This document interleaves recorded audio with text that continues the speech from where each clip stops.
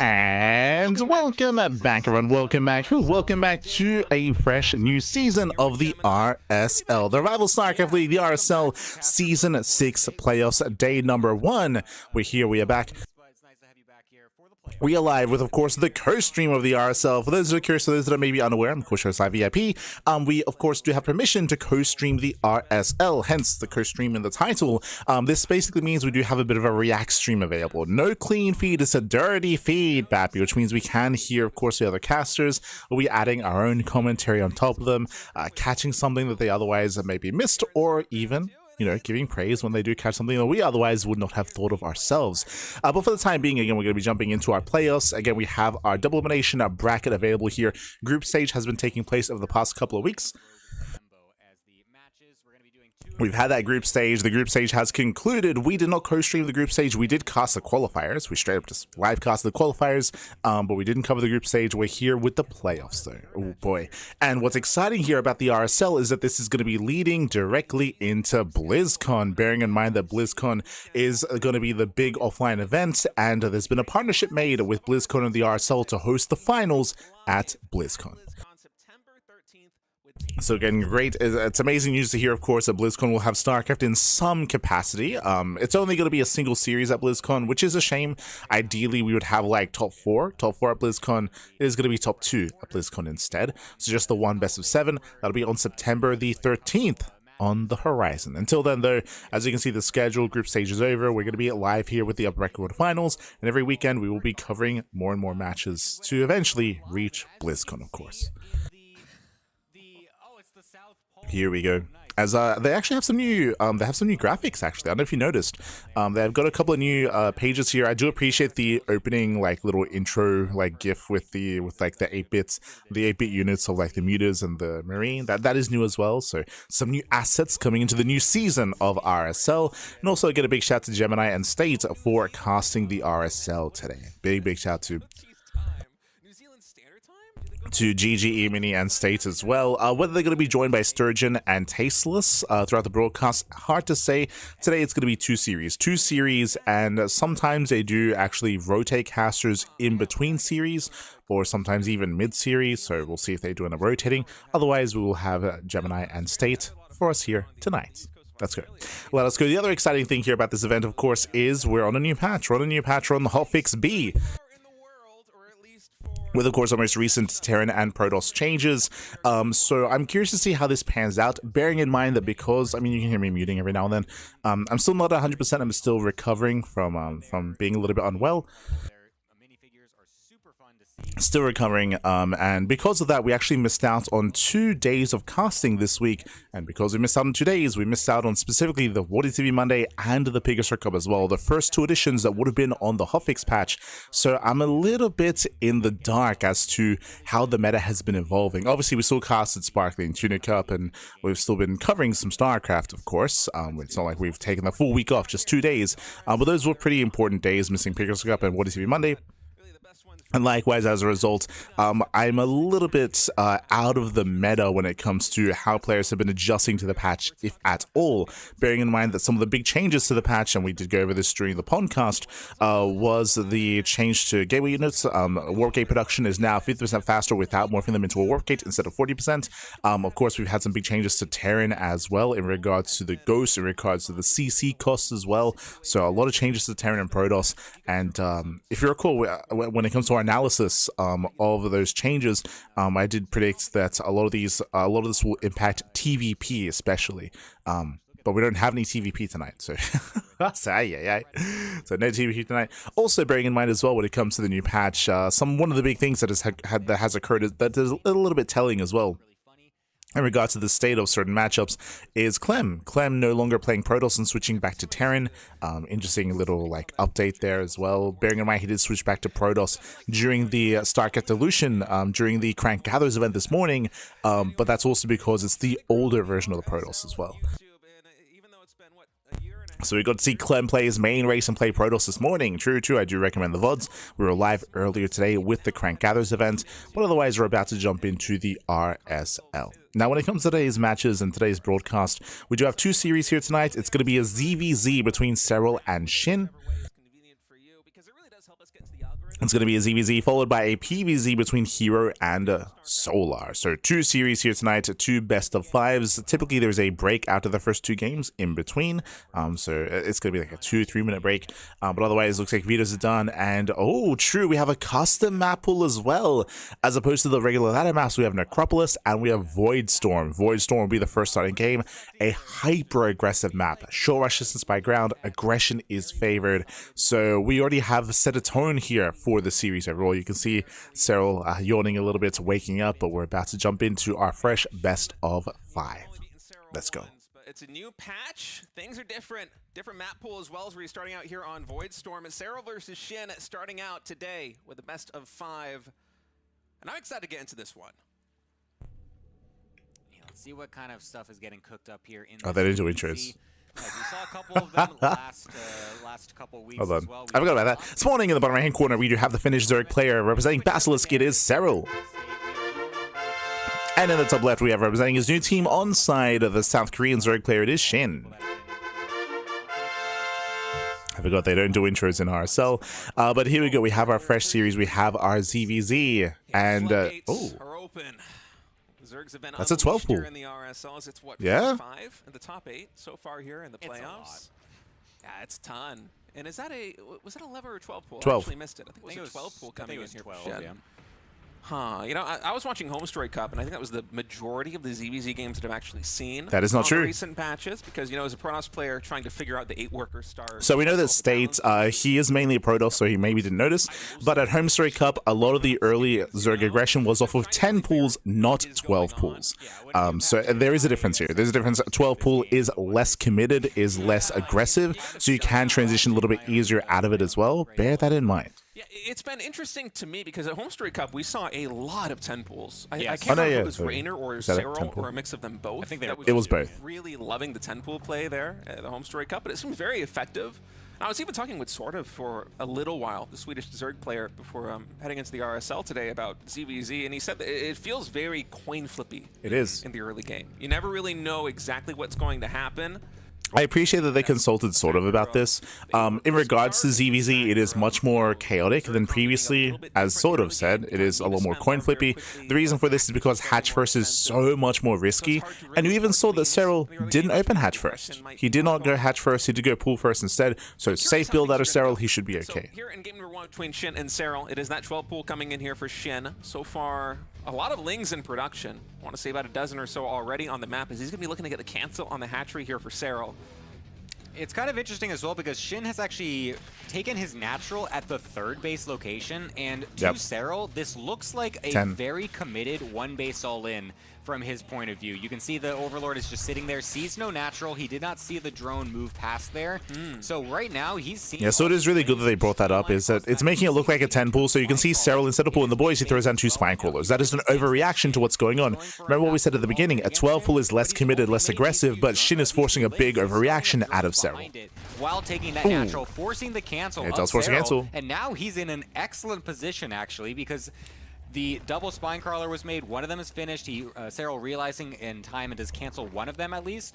So now SHIN is going to be pretty good here. The only downside, of course, is that he hasn't had gas this whole time. So speed is going to be a little bit faster for Serral. Yeah, it'll be like 30 or 40 seconds faster here for Serral, I think.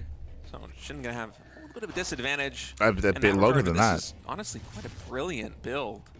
I figure by now Serral has figured out what is going on, because you know certainly that those minerals, they had to go somewhere. So what's important about this kind of game state here is what Gemini just brought up, link speed, right? There's a big window in time where link speed is available for Serral, link speed is not done for SHIN, and Serral with link speed can punish this 3rd base. This 3rd base, which is about to be confirmed by the Overlord, can be shut down.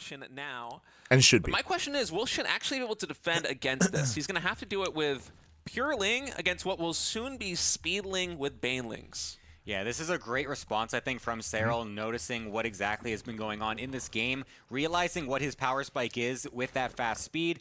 And yeah, SHIN has not, and he literally just starts it right now. Like, that is actually so late. Serral's is finishing his at the same time, basically, as when SHIN starts his. So that is going to be a massive window for Serral to abuse, and you can see that he's really going to lean into it, making a bunch of Zerglings right now. Basically, Serral, he has to go for a Ling Flood, and he has to at least kill the natural expansion of SHIN. He might even just kill, right? He might even just straight up kill then and there. Survive with a couple queens, just some slow Lings, and he's getting the Baneling Nest of his own as well. Oh, did SHIN actually spot the Baneling Nest?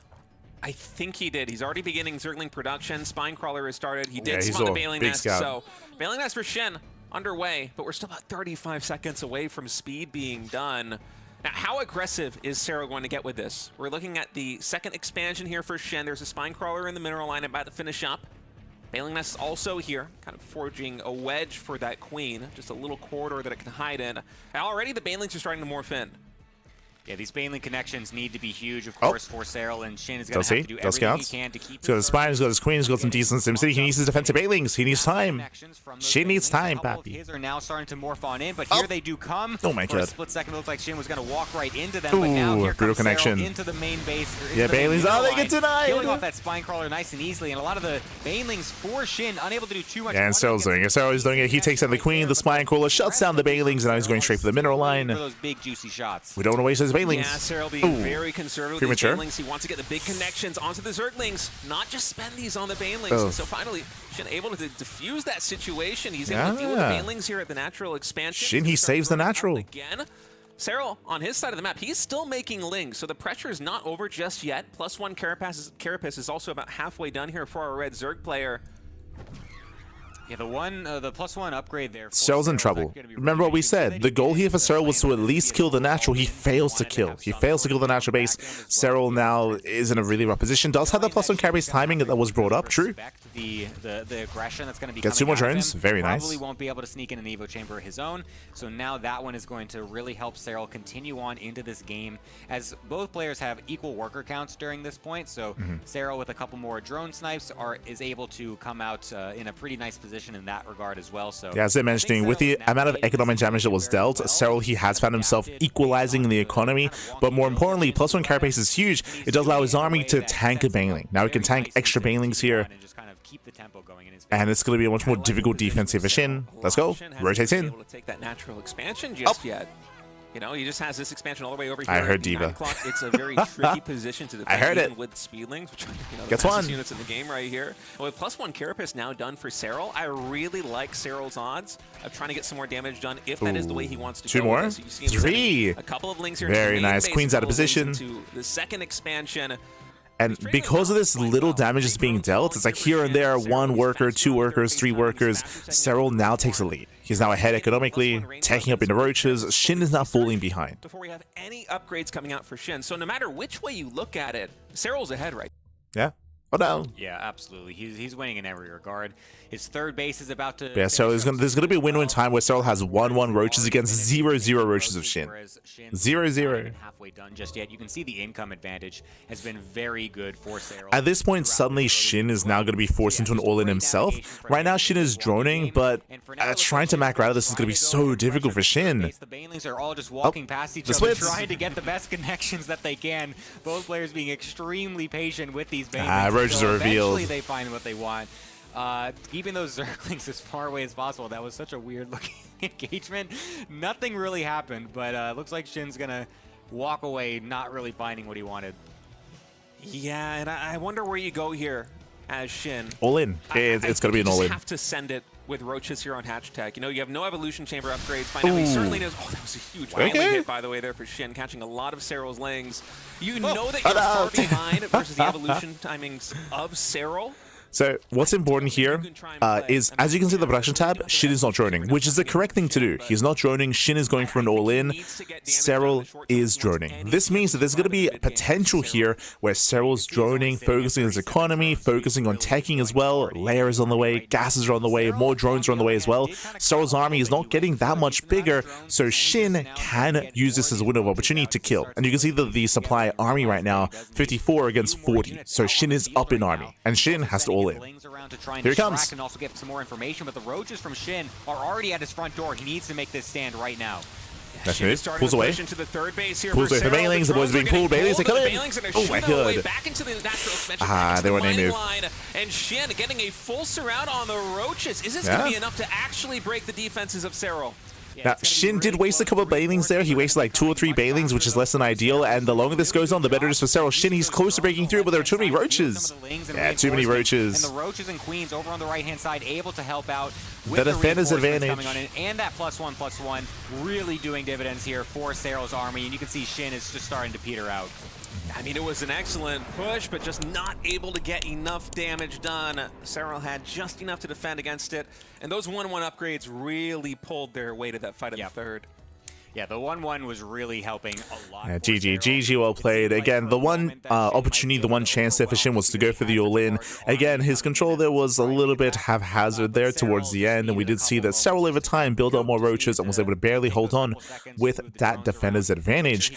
I would say that even without the upgrades there, due to the reinforcements arriving when they did, like that was still just an overwhelming force that Shin could not quite deal with even. But a really nice recovery out of Serral. Remember, Serral, when it came to the openers, he was in a worse place. Like, he was in a worse position. He was down at base, he was down in workers, but he was able to do equalizing damage. Didn't kill the expansion, but did kill a bunch of workers, right? He killed like, what, 8 drones, 9 workers throughout the course of the early game. And it was all here and there, like catching a drone here and there, slowly adding up and slowly recovering, and even taking a really fast upgrade lead with that fast EVA chamber, which is really cool. Really cool to see him sting out the fast chamber, kind of thinking further ahead. If you're going for this, I would have seen at least the Lings or the Hatchery by now. You're clearly hiding an expansion.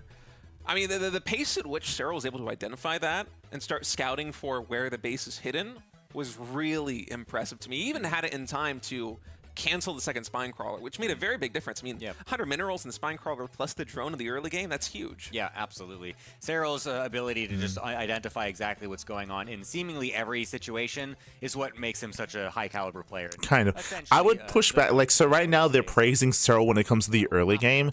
I would push against that. Remember, Shin was ahead. Like, Shin was in a better position. Like, Shin did trick Serral. He successfully tricked Serral, but it's the follow-up where Shin stumbled. I'm referring to the Ling Bane aggression from from Serral. That's where Serral was more successful. It is important that Serral realized and didn't finish the second spine crawler. That is true. It is important. But what I would still try to emphasize here is that SHIN had a successful early game. It was Serral's more impressive recovery afterwards, and that's kind of what I would focus on more so. Not like Serral like scouting and reacting and being in a good position, like not at all. Like the pressure was on Serral early on. That's why he went into the Ling Bane. And if you remember, we saw that back and forth where SHIN scouted the Baneling nest, he started up his own nest, he got his own Banelings. Like there was a more back and forth dynamic there. I would kind of paint this situation and this back and forth in a different way compared to how they're doing it. Just sending them to get the layer timings to see exactly what the drone counts were, and he was so good at getting all that information all the time. So I think those types of games are really where he shines, and I think he should definitely lean into that. Yeah, I agree with you, and I also think that it's probably the ideal way to play Zerg. If you're a player of Serral's caliber, you know, why would you risk going for some kind of early pressure, which might just get blind countered, or they're referring to Serral going for a pull first. Just concoct the answer to it, and then you're playing behind. So Serral, he does go pull first. SHIN is the player that does take a risk.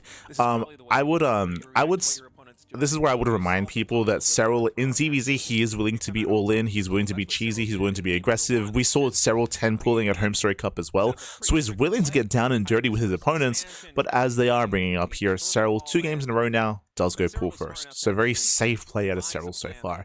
And SHIN, to counter that, does go for hatch first. So when it comes to the openers, SHIN is in a better position with the greater economy. We'll see if he can maintain that greater economy. So a nice, safe, conservative opening here for our Finnish Zerg. Yeah, definitely. He's not like rushing out Zerglings or anything like this with this fast pool.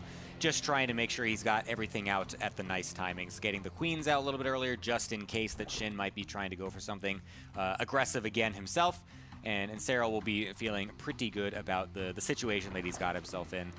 Sure, his hatchery is going to be a little bit later, but you know, the pro players are not doing this in a... They're not like going to be behind because of this, obviously. They know how these early game interactions work. They know that, you know, they'll cut certain things, but then get ahead in other ways as well. So Serral will be totally fine with this situation. I wonder how different it actually is economically for both players, too. You know, it's something I'd be more familiar with the 12-worker start. But here in the 8-worker start, it's... the math is a little bit different because... So they're talking about the difference between a hatch first and a pull first, and they kind of were alluding to like different builds and different styles. Now, traditionally, when you do go pull first as a Zerg player, it typically means that there's a higher chance that you skip link speed. That you skip link speed and you go into 2-base roach. Now, the reason why you skip link speed is because your gas is late when you go pull first. There's going to be a window in time where if you try to go Ling Bane, your opponent has faster lings, faster link speed, and faster Banelings as well, which, as you can see from SHIN, this is why if you look at the production tab, Serral has no link speed in the production, but he has a lot of gas. So again, because Serral went pull first, it means that he most likely will play 2-base lair, and he might go 2-base meter or 2-base roach. That's kind of what we're looking at next. So this is a very different dynamic because of the openers. SHIN is playing 2-base as well. Ooh, he's pretending to go 2-base lair. SHIN's going for a link flood. Okay. Fast roach war, and so some interesting builds coming from both. Okay, there he does throw down those two eventually anyway, so just slightly different ways of getting to essentially the same spot. But you can see that Serral's really just kind of skyrocketed ahead in the economy. SHIN has There's a reason for that. cut some drones. So at this point what's important here is that before even seeing the worker counts, you know that SHIN is link flooding because link speed should not be researched. If you're going 2-base roach or 2-base play, then link speed is typically skipped. But you can see here that SHIN is going for an all-in. SHIN is going for an all-in. We have link speed being researched, roaches are on the way, and we're getting link speed to reinforce with a wave of Zerglings. So SHIN is all in. Serral on the flip side did play standard, pull first into 2-base roach, no link speed, and we'll see if he can hold on against the all-in that's coming. Style, it seems like you're telegraphing your opponent exactly what you're doing. Well, Rogue showed that you can actually play a variety of styles behind this forward hatchery, and so this might be catching Serral by surprise. He sees. Yeah, well, that big scout here is going to see exactly what's happening. He sees big scout for Serral. He has to react with spine crawlers. He has to react with a wall. Fully aware of what exactly SHIN is doing. Okay, he's going to be responding here. He does have a wall. He's morphing in roaches, queens, no spines. Bear that in mind.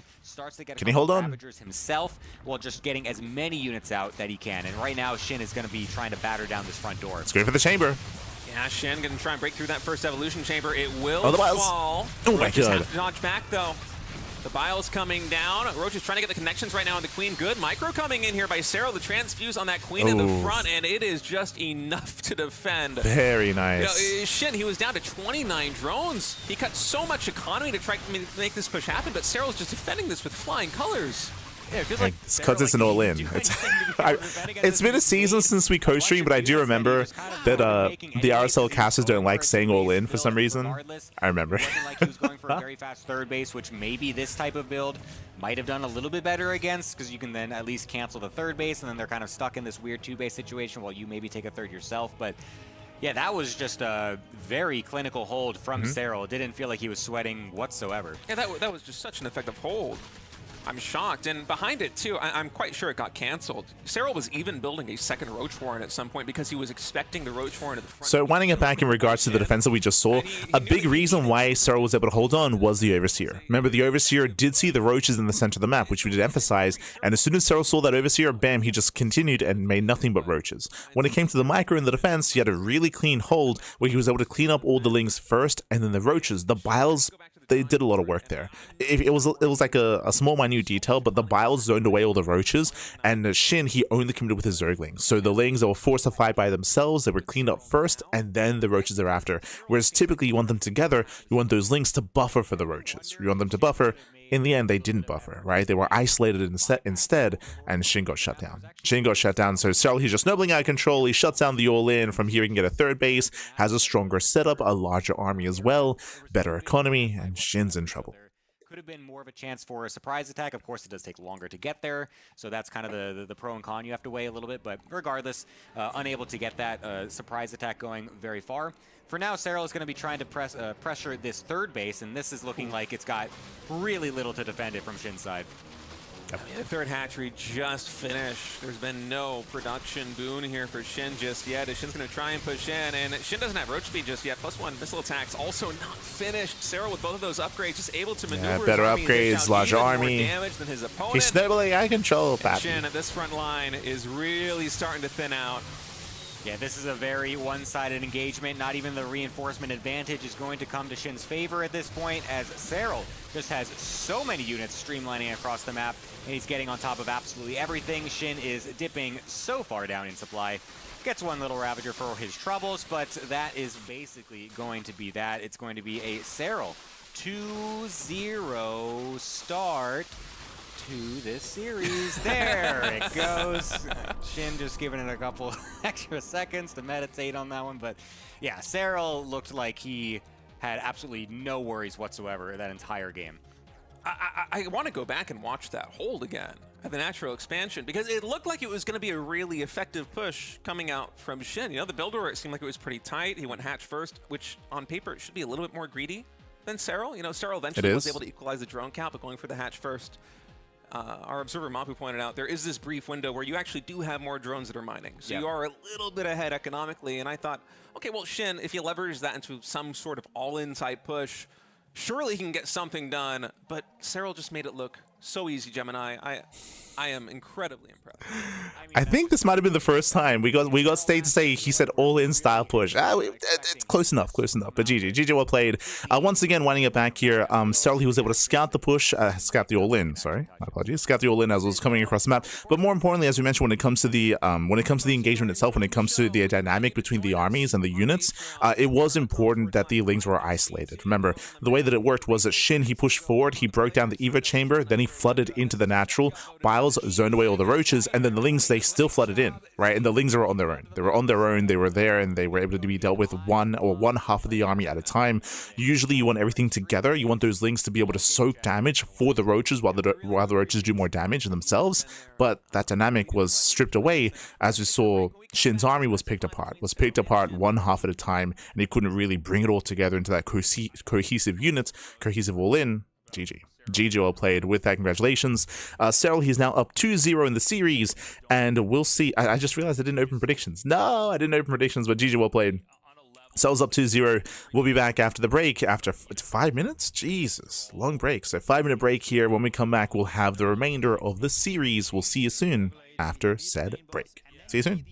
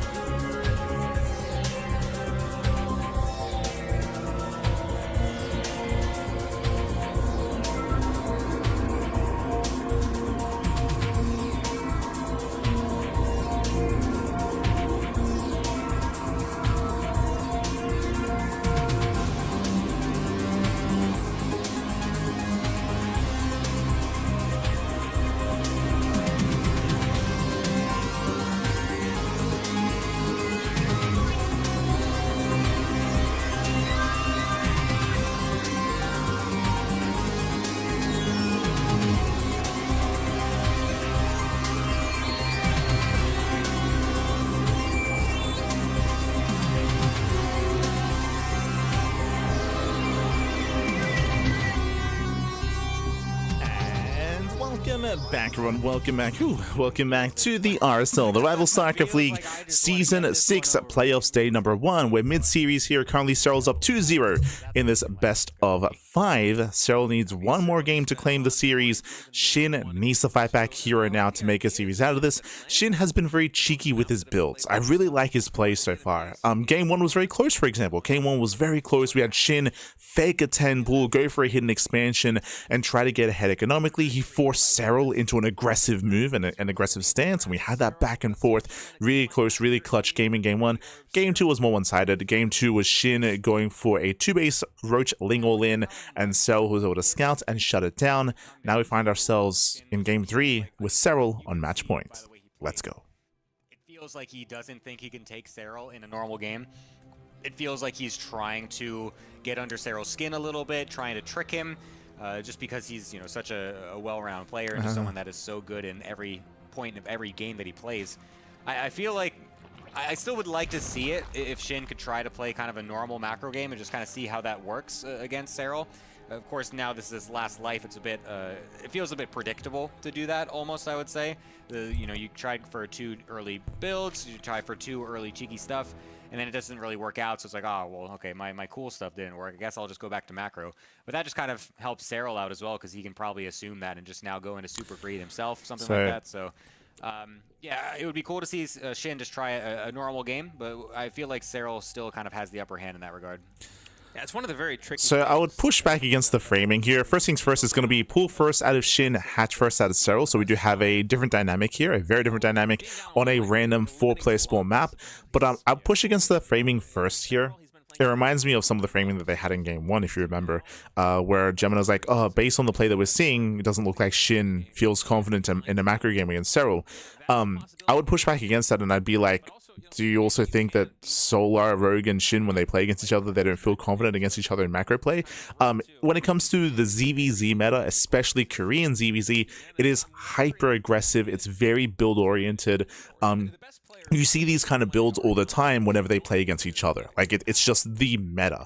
The idea of trying to play quote-unquote standard and just go hatch, gas, pull into a 3rd base, into the mid-game with Roach, Ravager, 1-1, and just like play quote-unquote macro, that's very unusual. That's very unorthodox in ZVZ. I say Korean ZVZ, I would even push that further and talk about just regular ZVZ in general, because even Serral and Raynor, even they like are more aggressive, and they rarely, you know, quote-unquote play standard as well. Like, it's a very chaotic series. We even saw that out of a Laser and Lambo. True. Like, just ZVZ in general is much more aggressive as a matchup. It's quite rare to see more standard games, regardless of whether or not you feel like, you know, I guess, confident in like regular standard macro play or not.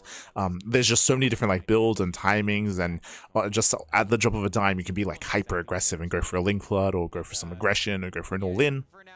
That's just the nature of ZVZ. And when it comes to the build itself, as I mentioned, SHIN did go for a safer build instead. So SHIN is going to be in a bit of an awkward position because he went pull first. Remember what we said earlier in this series in game number 2.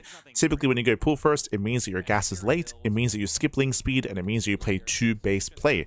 So right now, we're looking at SHIN. We'll see if he gets link speed or not. He has 100 gas. He does get link speed. Interesting. Bear that in mind. But do you see something here for SHIN? He's staying in gas. He's got 3 and 3 in gas. That is not normal to leave 3 workers in gas. So we'll see what is going to be done with the gas. Serral going for a hidden Bailey Nest. Again, this goes along what we just said, how even the European Zergs nowadays, Lambo, a Laser, Raynor, Serral, even they don't play quote-unquote standard. Like, there is no, like, the standard in ZVZ is to be hyper-aggressive. And this is a hidden Bailey Nest. Serral, he's going to be aggressive with Ling Bane. We'll just be going for the very fast Evo chamber to get some upgrades. Yeah, I was going to say, it could just be a safety bailing nest here for Serral. No shot. You know, your overlord scout going cross-map like this, it gets there so Serral has faster link speed. He has an earlier Bailey Nest. SHIN, of course, is skipping Baileys himself. Bailey Nest finishes. Bailing nest, it feels very quick, doesn't it? It I don't is. know if it's That's what just I was- my yeah. timings being off here with the 8-worker start versus a 12-worker start in ZVZ. But it felt very fast, and in any case, It is. Serral behind it, he's just been doing nothing but droning. I think he Yeah, might have made sure. 1 pair of lings total, Oh. and he's gone for a very fast 3rd base. So, if you remember, we said something in the beginning, how Shin went pool first, so it's abnormal to go into Link speed. It is, which is why Shin is going for a Link Flood. It's Shin that's going to be Link Flooding, and Serral with his hidden Baneliness, he sees! Wow, big scout for Serral. He does see all the Links coming his way. Link Flood at a Shin, defensive Banelings are on the way for Serral. He hit his Baneliness, so Shin doesn't know what he's going into. With that impeccable early game scouting, knows exactly what's happening right when it is coming out. Those Zerglings literally got scouted right as they spawned, essentially. So it's like perfect timing, perfect knowledge from Serral to know exactly when this aggression could be happening. So this third base might get canceled if these two Banelings can't get some good connections. Decent pull away there from Shin. Decent connection. A couple of them. Oh, the other there. Nice connect. Nice trade. So Yeah, nice trade out of Shin. There were only two Banelings. Third Baneling's not going to be able to ling it. And can Serral save his expansion? Oh my god. He's going to kill a lot of those, but the focus fire is there from Shin, so he will be able to get the hatchery at the cost of a lot of those Zerglings. Yeah, that was an expensive trade there for Shin. If we take a look at the units lost time, I'm actually curious how many Lings were traded out there for Shin to get the cancel. Yeah, it's 7 units lost to 29. The resources are relatively even, but that's because the hatchery went down. That's a lot of army supply that Serral's going to have left over, so he will be able to get the cancel on Shin's side of the map as well. Serral's third base will still be faster than his opponent's. Bearing in mind that Shin has no Banelings himself, he's going to Ling Roach. One Baneling traded for 29 Lings. It's actually more than I thought it was. It's a better trade for Serral than I thought it was. That's actually insane. And since he got the cancel on the hatchery on the other side as well, his third base is still going to be faster than Shin's. Shin's not even remaking his, actually. He's gone full into Roaches right now, realizing now that it's not actually a full-on counterattack from Serral. So he's going back into drones and trying to get that third base yet again. So Shin may be overreacting a little bit to the potential counter swing that Serral could have thrown at him.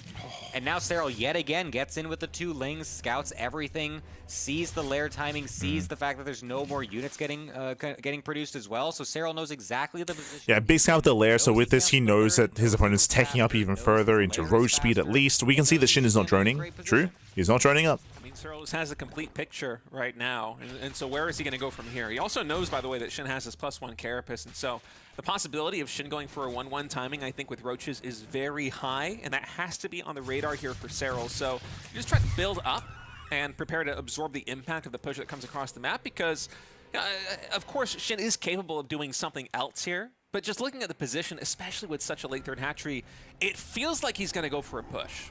Yeah, absolutely. He's getting a couple extra drones, of course, just to kind of round everything out. What's important to add on to what was just mentioned is that Serral knows that he's in a better economic position. So Serral knows that all he has to do is just make Roaches to survive. Like, there's potential for an all-in to maybe kill him. So he doesn't want to over-drone into 3-base saturation. He's on 56 drones right now, which is a healthy drone count, don't get me wrong, but he's not over-droning. But once again, Serral gets in with a couple of these Zerglings. We'll try to focus down a few drones. Not going to be the craziest impact, but it's just pulling all the attention away from Shin. He just checked the mineral line. To get scouting to know exactly how many units are coming out, so he knows what he needs to respond with. That's some very good scouting there by Serral. And Shin for now is just continuing to build. So it looks like Serral, I believe he's just not rescouting.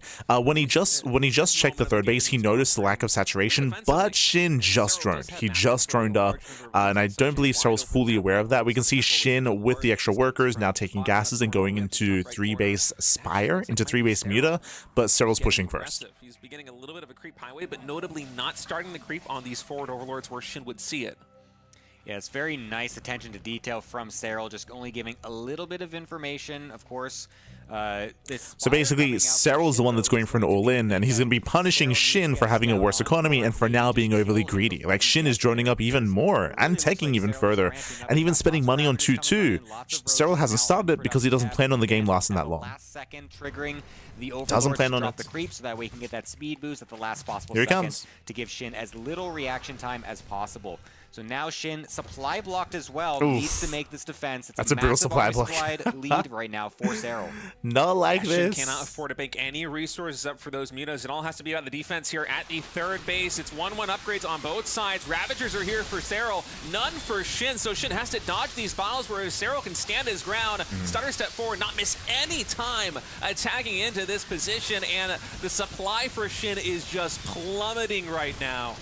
He is ransacking the third base, and he's ransacking this series. That is a very convincing 3-0 from Serral. I feel like I've said it like 20 times right now, but I feel like it's what we've come to expect in this match particularly. Like, that was GG. not even close, I think, in any point in any of those games. I mean, that was just a masterclass of ZVZ from game 1 to the 12 pool. I don't know if you know, it's very, very common for certain casters to like hyper like glaze certain players.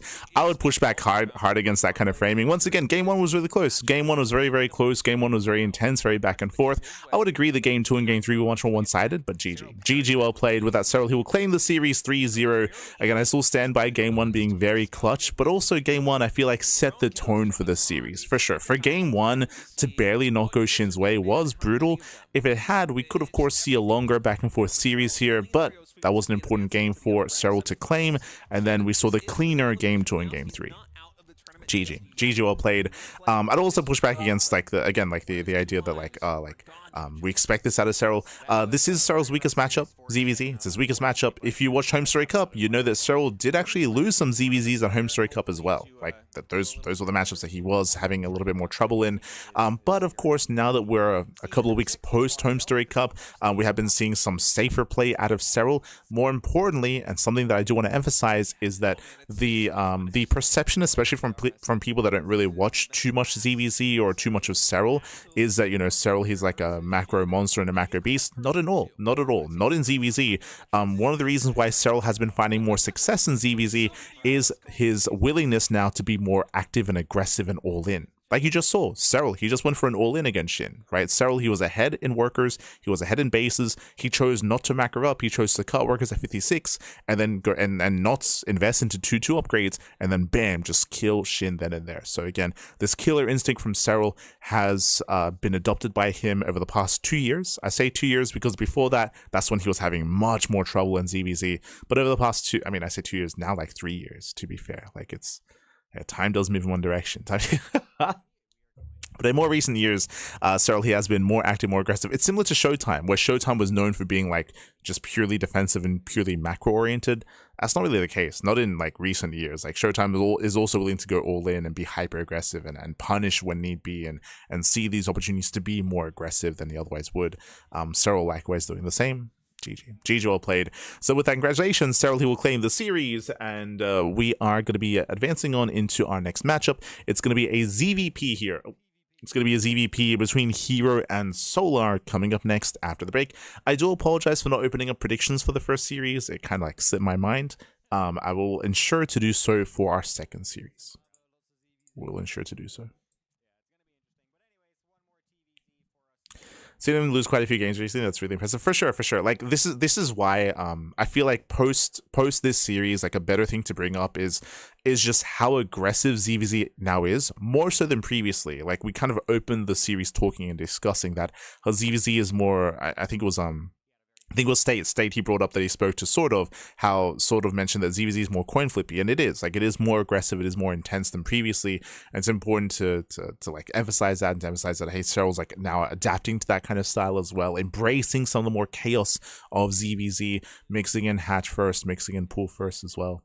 But regardless, from here we're going to be going on a break. We'll be back soon with our second half of the broadcast. See you soon after the break. Skill level, we will find out.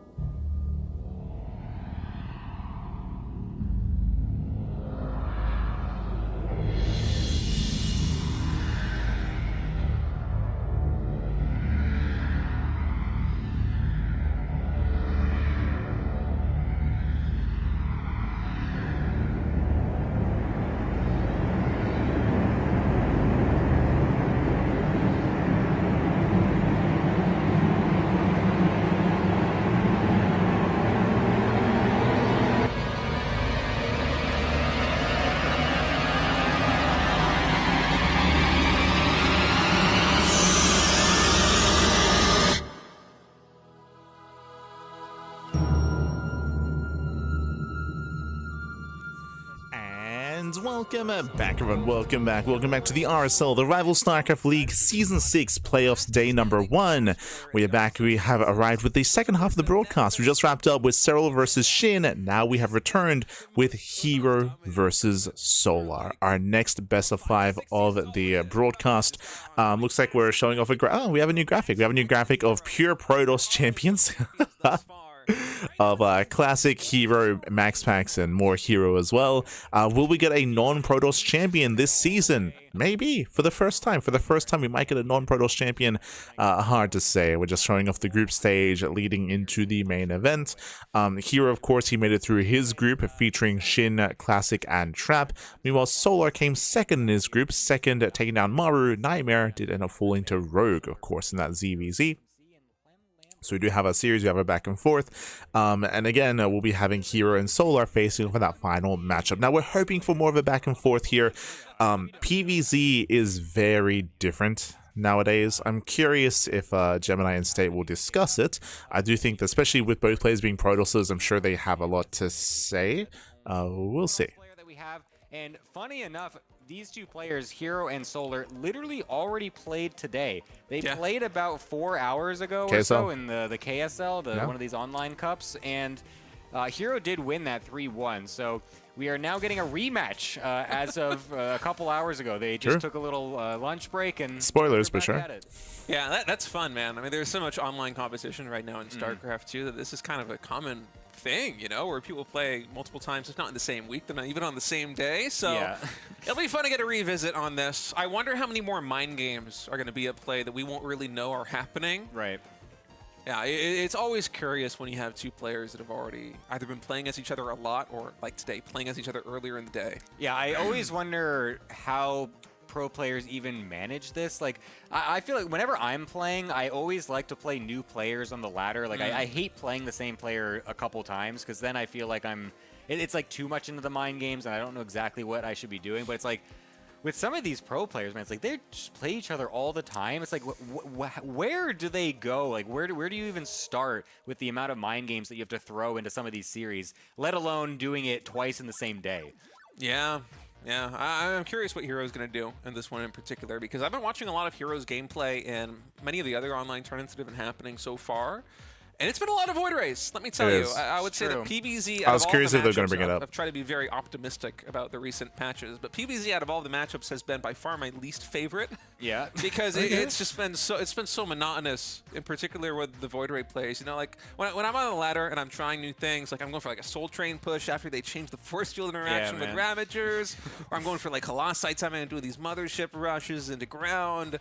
And I'm losing a lot of my games, and I'm like, let's take inspiration from Classic or Zhao or herO, and you go, and it's just Stargate play. It's just Void Rays fighting Corruptors, and they win or they lose, and I'm just sad. But I was watching the Group C games from RSL, where herO played some PvZs, and they looked a lot more interesting. So I'm hoping we get a little bit more of that ground action here in PvZ. Yeah, absolutely. Rorschach is going to be the first. I will echo some of the sentiments here. I would say that PvZ right now is not in a healthy place, but when it comes to variety, herO, he is nothing but variety, right? I do expect to see no macro games out of herO, but I expect either Void Ray openers, Glaive Adepts, Charge All-Ins, Mass Oracle. herO does like to mix up his builds quite heavily, all aggressive, of course. We'll discuss a little bit more. Spawning in the bottom right-hand corner of Rorschach, we have Solar. And in the bottom left-hand corner, we have the South Korean Protoss player for T1. It is herO. Let's go. If you're in the chat, you know what time it is. It is Gamba time. Predictions should be open. Place your bets. There it is. Place your bets on who you think will claim the series. Best of luck in the chat as we get into our best of 5. Bearing in mind, this is a prediction for the entire series, not just the game. Look at this. He's going for the pylon in the main base. He's not walling into the natural expansion. And this might look completely alien to a lot of players who started picking up StarCraft 2 and Legacy of the Void. This is kind of the way that we used to play back in Wings of Liberty and Heart of the Swarm, but even then you would wall in at the ramp in your main base. So it's a very interesting start here for herO. Yep, so welcome to Rorschach. Rorschach is a very small map of the map pool. Hyper aggression is favored, and herO is going for a cannon rush. Let's go. In the main as well. And the scout coming in from herO, Solar will know that it's not a pylon scout. It's coming across the map a lot later. This is a gateway scout, but there shouldn't be any alarm bells ringing until he actually no, he gets spotted. to the natural expansion. He gets seen. Unless he spots the pylons dropping in the natural. He's checking. Yeah, well, he's going to see that right away. 2 of them going down very fast here. What is Solar's response? We have not really seen a lot of cannon rushes on this new patch. The 8-worker start makes it a little awkward to go for some cannon rushes in general, but herO is going to try Now, to bring it on. remember, this was a gate forge, but we do see the initial cannons are going to be thrown down. The goal here is to force a cancel, and then we can macro behind it. What's going on in the main base is Remember, this is a macro build for how you wanna herO. do it as a Protoss player. Of course, if you see that the hatchery is canceled, you can easily cancel one of these cannons as well, so you can get those resources back and then transition into something else Yeah, afterwards. so like he cancels, Yeah, this re-expands. is a very curious build from herO, and he will cancel one of those put-on cannons. Cybernetics are going to get started with those minerals as they are refunded here to herO. And it's a double gas opening now in the main base of herO. Yeah. So this makes me wonder whether we're going to have proxy tech here at the natural expansion of Solar, because this is kind of looking like a proxy robo angle to me, Gemini. It is. Yeah, absolutely. This is something that So what's really weird about this build is that usually you expect to see this build coinciding with a wall off on the low ground, then you can expand. Because herO did not wall off the low ground, there's a high chance it goes proxy robo or Stargate, and it is going to be the proxy gateway for now. Proxy gateway. So this was another way you could do it after the cannon rush, is you can go into a gateway follow-up, and then you get a lot of stalkers out. Stargate. Essentially, it's going to be a Stargate back at home as well. This is so cool. What is this? All right, so hero's Wait, really wait. kind of throwing everything at the wall right now. I wonder what this is going to end up being. Yeah, this is just a wild build. Okay, Warp Gate is going to start here for herO, and Solar, I'm sure. I think also the has wildness no of this idea. is specifically the fact that the Stargate isn't proxied. That's kind of weird, right? Like, it's not a proxied Stargate. It does mean that we can make defensive Void Rays and defensive Oracles to defend back at home, but interesting choice not to proxy it. Next to each other, they can get both targeted by one bile. It may be Gonna purely an to angle here defend. for Solar. Their first Ravager going to start morphing in. Adept will usher away the Zerglings here in the main base. Oh my god, Probe, stay What is the Void Oracle? It's going to be Oracle first? Oh, Okay. Very good. Anyways, Oracle is going to be coming on out of that Stargate, and the gateway at the front was canceled. Okay, so that is not going to be used anymore. It's totally Weird. abandoned. I really wonder what this thought process was from herO. Maybe he wanted to go into the gateway pressure, but then something happened and he saw something that he was like, well, okay, maybe I shouldn't go for this anymore. Let's just stay a little bit more passive with the Stargate at home. I'm not quite sure. It could have also been, oh no, that doesn't make sense. I was going to say he could be blocking the hatchery, but there's a photon cannon there. What I'm talking about. I don't know. Maybe it was him just kind of trying to throw a little bit of a mind game here into Solar. If he doesn't know what he's doing, Solar won't. That's for sure. That, but literally, because Solar's going to see that and be like, what kind of all-in is this going to be? yeah, I would assume it is more mind game related, but it does, because of this build of choice from herO, his natural is very It's exposed. like 40 minerals after it gets Does canceled. get some drones. You could get refunded a good portion of that. Wow, Oracle's going to get a nice couple drone kills here. It Yeah. looks like even though 3, Solar 4, got the 5. Oh my scout god, on the 5, Stargate, 6 wasn't drones. Oh really my prepared god, for this 7. Oracle coming out. So no Spore Crawler at that. This Solar, he's known for this. Solar, he scouted the Stargate. He did not respond to his scouts. The Rock is back. Yeah, no. There's definitely more room for damage from herO. Yeah, no Ling speed either, because Solar went into the Ravagers before Zergling's speed, so these Adepts can get into the main base. I think the Shade is probably going to complete, as the Oracle's also coming in right now. In fact, herO, he will cancel it. Instead, going to be going for the third base. Evolution Chamber drops here. Try and block a little bit of the pathing here for these Adepts. They're still trying to find the angle. They are going to shade into the main base this time. We'll be caught by a couple Zerglings and the Queen, so not able to dive onto the drones just yet. And one of the Adepts actually will get killed off by the Queen, so that's going to help out a lot. So this Adept shouldn't really get anything done. So nice management from Solar to deny. Shades back in. Gets one more drone. Except for that one. And 2. that 2 one. more drones. Oh Okay, my well, god. okay, never mind. But anyways, it could have gone much worse. So at least he was able to keep a majority of them alive, but this is still not going to be a great situation for Solar. It's not. I'm actually surprised that herO didn't activate the Oracle. herO, he's building up to 4 Oracles. He certainly should. It's gonna have Just so waiting much for the damage. Oracle to come in. Well, it makes sense. If you're going to get the kill, you might as well just let the cancel get some more HP, right? One Queen. He's going to go into the main base. Oh my god, he's going to go for Oh the my Spore god. Crawler? You're kidding me. Yeah, Spore goes down. Oh, he Ooh. killed his own drone. He kills his own drone. Oh 4 my Oracles. God. They take down the Spore Crawler. They take down the Queen. Yeah, This here is his Noble's out of control. He takes down the mineral line. 10 plus drones going down. Oh GG gets called, and herO takes game 1. herO just made so many pro players so happy, man. That is. He made me so happy. That was beautiful. Oh, that was my God. art. We are disgusting creatures, aren't we, No. State? Yeah, the really shocking thing to me is how fast that snowballed, because Solar, I know that was a crazy game out from herO. We basically never see cannon rushes. But GG well played with that. Here he does take the first game here. Again, a really quirky build out of herO, and that was mainly on Solar. Remember, Solar, he saw the Stargate, he saw the follow-up, he did not respond to it. It's known to happen quite often for Solar, so he delayed his spores, he lost extra workers at his third base, or natural base location as a result of that, and then he had a shaky defense, and it all just snowballed out of control with herO building up to 4 oracles towards the end. GG well played. With that, herO does claim a lead in the series, and once again, as we try to emphasize at the beginning of this series, expect a lot of unique builds from herO throughout the course of this series. So we began with a cannon rush into Stargate into quadruple Oracle. Don't expect to see that again. We might still see Mass Oracle again in this series, but with a different kind of build, with a different kind of opener here. Expect like glaive up timings, charge-based all-ins, going to Void Ray Sky Toss into Fleet Beacon, into Mothership Rushes, or even Mass Oracle with charge-based all-ins. herO does like to mix things up. He does typically rotate. He usually has like a rotation of like maybe 8 builds. And this is where I wanted to add on to something, a conversation that the casters were having previously, where they were talking about mind games and how a series impacts you. And the reality is, especially for Protoss in the current patch, like, it is brutal to play multiple games. I thought they were going to make reference to Maestros, right, where herO beat Serral in a best of 7, then he lost in a best of 3. But like, you burn through so many builds like in such a short period of time that you do run out. And I feel like herO is very build reliant. But here we go. We're going in. Doing this a lot as well in his normal PVZs too, where before it would be maybe 2 or 3 oracles, but he's been going into the 4 oracles pretty consistently, actually. I feel like maybe this is kind of because of the way Warp Gate and Gateways work right now. Maybe you don't feel as comfortable getting too many early Gateway units out very fast, so maybe just trying to get 1 extra Oracle here and there to get some extra DPS down is something that's more valuable to him, at least. I've seen a couple games where he played it, and then unfortunately he did kind of herO things and just lost them and didn't really do too much with them. But this last game was extremely successful, and I wouldn't be surprised if we see 4 oracles hitting the field yet again in a future game. Yeah. I mean, it's certainly in the cards here for herO. He made it work there in game number 1, and I wonder what he'll do here in game number 2, as it's looking like a much more standard setup with a 14 gateway here on the low ground, the Pylon Scout 2. As I mentioned, low ground expansion, we're going to be loading into Ruby Rock. This is a very aggressive map of the map pool. Short rush distance by ground, a more open and exposed and accessible third base as well.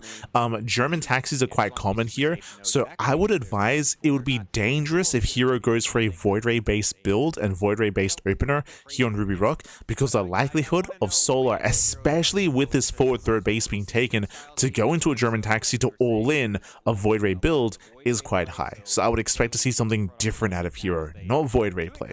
We'll see. To how like the 2020 Void Ray meta was working out a little bit at the beginnings, where you go into just a normal expand with the Oracle, and then you get kind of a faster third base, and then you just start making Void Rays behind it with the second Stargate as well, and then you just start pumping a lot of Void Rays. The big difference here is that they're going for very fast Flux Veins and Mothership with it as well, to really round everything out. Since the Mothership overall is much better than it was back then, that's kind of the play style that the Stargate meta has gone for. You don't really see disruptors or anything like that like you normally would back then either, but it's been a lot of focus on those Void Rays and the Mothership. Yeah, and here we're also in game number 2 going for a core before Nexus again. So they're discussing the meta a little bit here. As I said, I'll emphasize it again, like, even though the meta is Void Ray, the meta is Sky Toss, I don't think it's a good idea to play that here.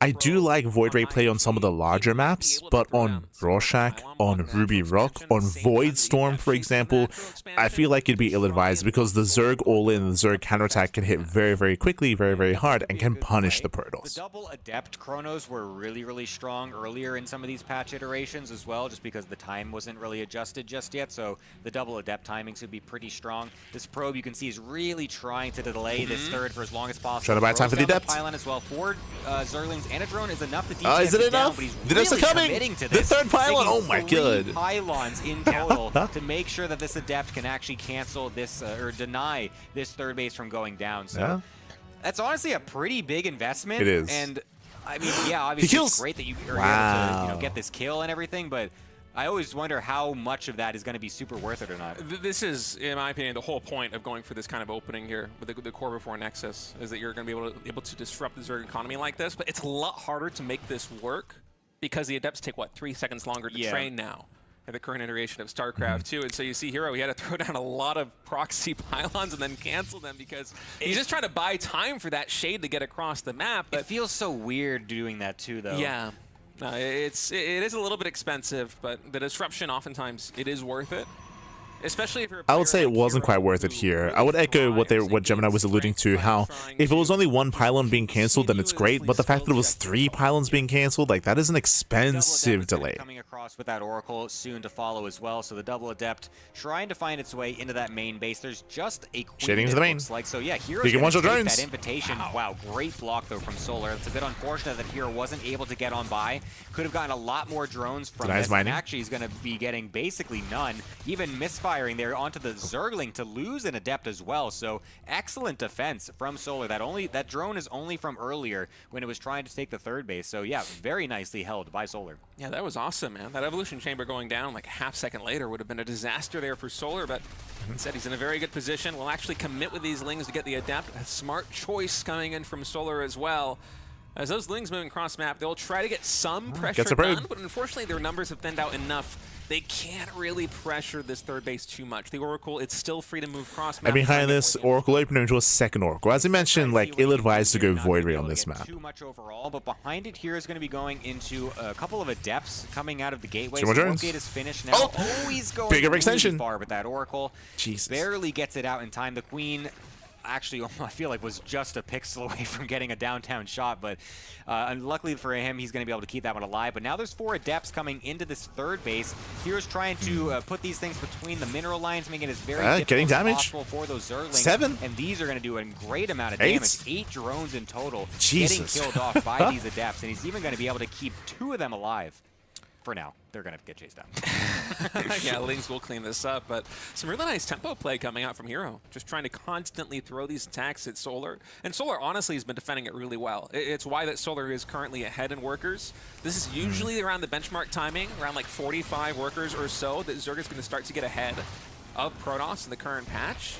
And so the fact that Solar's been able to do this despite all of the pressure coming out from herO, it's really incredible. Yeah. You can see that hero's continually. I mean, I would say that so far hero's had a stronger start, and oh my god, he's rushing into the Fleepy and saying Stargate, he's going into Skytoss. But what I do like about this transition out of herO is that because he didn't open Void Ray, it's not immediately, it isn't immediately just like obvious. It isn't obvious that it's going to be a Skytoss rush, so there's less of a chance that Solar tries to ult in him. He doesn't commit to a fast Glaives like we would see in the past. He's going into the double Stargate and the fast Fleet Beacon this game as well. So he's still, even after all of that crazy Adept pressure, going to be going into the 2 Stargate Void Ray play. Yeah, so it will be Sky Toss here for herO. But the Adept pressure, it's not over just yet. We have another battalion of Adepts coming in towards, I think, the natural expansion. Yeah, unfortunately, just because of how the meta is unfolding, Solo goes to the Spire even without scouting. That's just because of how common it is to see Skytoss rushes, so this is where the meta is kind of impacting how Solo's playing out the game itself. But at the very least, just keeping these Adepts alive. So he'll have Corruptors. He hasn't used the 2 Stargates yet either, which is interesting to me. Only just getting the Mothership for now. And he's actually going to go straight into Carriers, which is very interesting. I don't like this.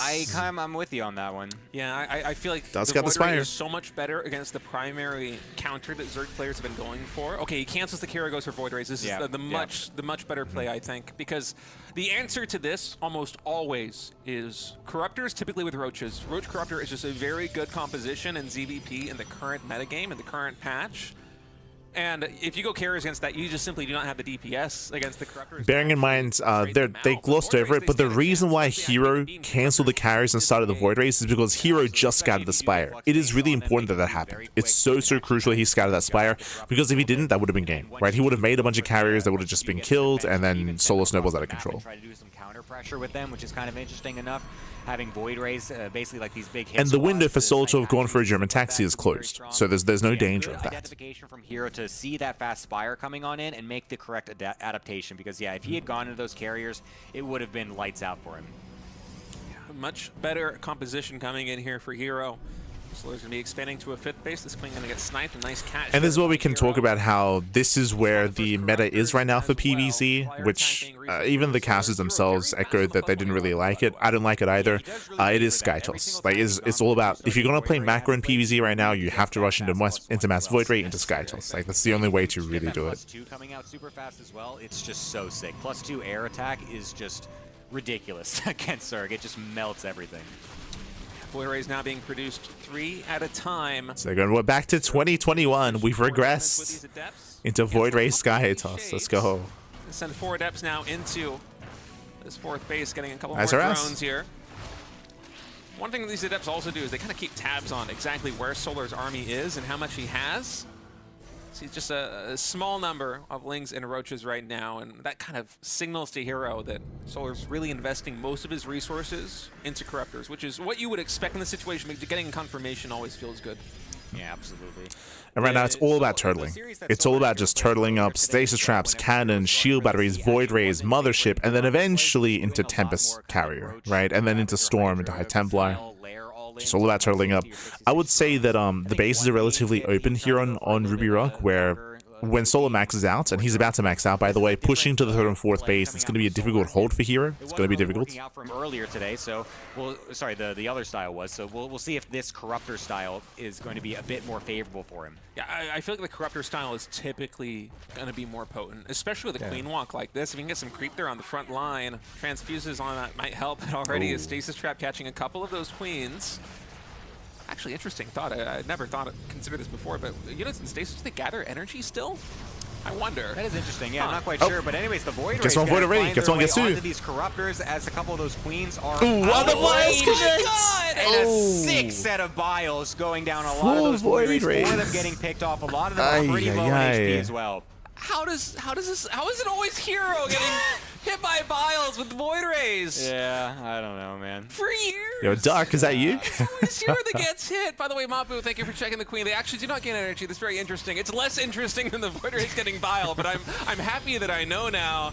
As Solar, I think, is be riding the momentum from that and pushing into the natural expansion. Now, herO, he has been able to rematch. That's what says Violin. More Void Rays. 4 are being produced at a time, so there is a chance that herO is still able to hold if he gets the Dream engagement, but Solar, he's already knocking on the door. This is looking very dangerous. There's a lot of static D as well, though, for herO, so it's going to take a long time for Solar to really... A lot of the cannons and shield batteries at the 3rd base, not at the natural. Prismatic Lamp is going to be activated. Ooh, does barely dodge this Biles. One more Void Ray goes down. Deal a good amount of damage there. A lot of the Queens are actually off creep, so they can't quite Down a Void Rays just yet.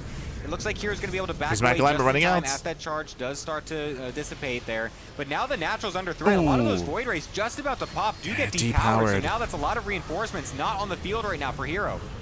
Only one Overseer remaining here for Solar, but he's keeping it safe in the back, so Solar still has spawning on this army.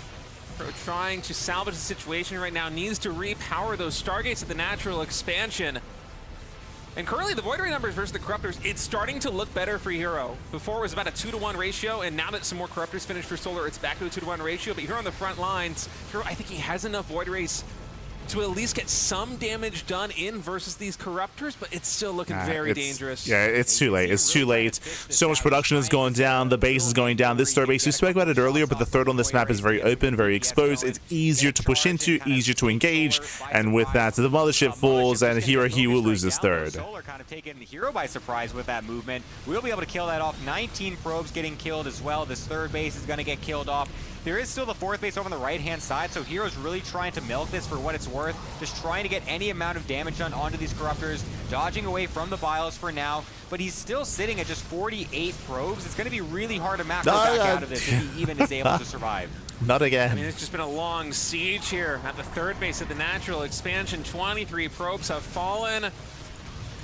The Void Rays, they activate their beams, but they cannot take the engagement. And when you have those Void Rays charged up like that and you still can't take the fight, it is a terrible feeling here for herO, as it looks like Solar is going to be getting one on the board. We'll see, though. herO, I think he's got one more fight in him. If he can have a critical mass of Void Rays, defeat the Corruptors, if he takes the perfect fight and wins the air versus air battle, he has a path to victory, because there's no way that Solar will be able to actually deal with the Void Rays that remain. But the question is, will he get that fight? I'm not sure, Gemini. Yeah, it's going to be really hard. Even if he does get the fight, the bank from Solar is going to start to accrue pretty heavily. That's going to be a Queen support as well. We're getting into the Stargates once again. We do have prismatic alignment. We've got to respect it. The Corruptors right there does melt quite a Respect few the of them, alignment. but it's still going to be so difficult. I mean, he's literally only got the Void Rays at this point. He's trying to stutter step them, and like I said, he's going to get some good shots off overall, but Solar's not even getting below maxed, I feel like. Yeah, but it's really tough because right now it's 10 Void Rays to 10 Corruptors. That is better for herO, and Solar, he's only just now saturating the gases at the 6 o'clock. That's one of the reasons why the Corruptor count's so low. Again, if the Void Rays beat all the Corruptors, which they're doing here at the natural expansion, I know the supplies are terrible. I mean, herO's got no economy behind this, but there's no anti-air to deal with the Void Rays. There's 6 Corruptors in production. I think that Solar's economy, it's big enough he will stabilize. But the fact that herO's been able to push this back just goes to show, you know, how razor thin the edge was for Solar for so long here. Yeah, I mean, he was able to kill 2 bases. He was able to kill an insane amount of probes. So, yeah, that's going to be basically it. Solar just gets the reinforcements together and then is able to kill off the rest of the Void Rays. So, yeah, Solar able to even this one up. A much better response from him this game. GG, well played with that. We're tied up 1-1. We're getting to game number 3. We have a back and forth this time. We have a back and forth. See Signir in the chat, Mass Void Rays. Yes, if you're maybe a little bit unfamiliar with the meta, Mass Void Rays is very standard. Very, very standard nowadays in ZVP. Over the past month at this point, over the past 4 weeks, very, very standard. But remember, the reason why this didn't work is, I mean, I don't want to get too, like, you know, I don't want to be too kind of black and white with my statement here, but this map does favor aggression. We saw that Solar, he was able to sustain the losses early on when it came to the Adept aggression, Adept harass. We saw that Solar, he was able to go into a faster Spire without scouting. Part of this is because of the meta and because of how common it is to see Mass Void Ray, so was already going for that safety Spire, and he was also able to build up and be aggressive, and this map does favor aggression at the third base. We did try to emphasize it earlier, did come into play, but specifically the third base location of this map is very open, very exposed. It is easier to push into the third, and that was a bigger advantage that Solar had available to him when pushing into the third base of herO. On top of that, a lot of side defense was actually at the third, not the natural, so herO had less to defend the natural base, and on top of that, the bios didn't help either. Losing the initial 4 Void Rays was a brutal start for herO. To lose that early on, fighting out of range of his side defense, and losing a massive chunk of Void Rays early before the main fight even happened. There's a world where if he hadn't lost those 4 Void Rays, then it would have been brutal. Would have been brutal. But here we go. Here we go. Very dangerous. But if Zerg has Vipers, Zerg did not have Vipers. You do not need Vipers against Void Rays. It's typically like these Corruptor Queen pushes. They can excel, as you just saw. They can excel. They can break through before Skytoss really gets going. Vipers only really come into play in the late game. We did not get into the late game. That's not applicable here. Not only the Corruptors? Yeah, for sure. The Corruptor Queen. But with that, we're going to be getting into a short break. When we come back, we'll have our next game. We'll have the second half of the series. See you soon after the break. See you soon.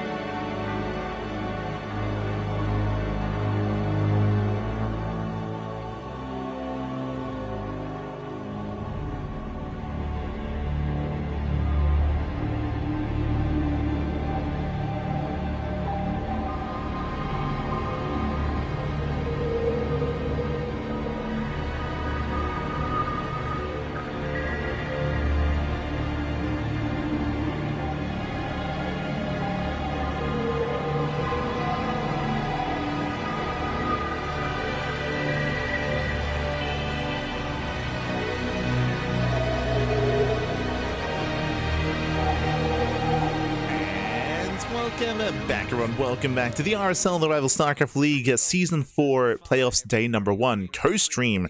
We have returned. We're currently mid-series between Solar and herO, and we're currently tied up. We're tied up 1-1, and so far we have a even scoreline, and we'll see how our players do adjust coming to game at number 3. Now, unfortunately, if you remember, they didn't show off the vetoes. They actually haven't been showing cameras either. It's really weird. So they have not been showing cameras. They've not been showing vetoes. It's hard to say kind of how. Oh, there. Speaking of, oh, Doggo. It's Doggo. Let's go, babe. Let's go. Dog. Okay, that's the new gamer strat. The doggo is Have out. Your dog on your lap to ease the nerves, just to Vámonos. relax you a little bit. I love that. Okay, very nice. That is a beautiful dog. It is a very It is cute How guy. dare fluffy. how I don't dare even they know deprive us of what angle, Doggo what is throughout the it course of looking this at? I have no series? idea. How dare It's they? just full of- Has Solo been playing with his dog in his lap the entire time? That's the real question. Yeah, there he is. Ah, So Doggo. adorable. herO, where's your pet? Come on. Boring ass room over here. I read the rules for the RSL, and nowhere does it say a dog can't play StarCraft. That's a good point.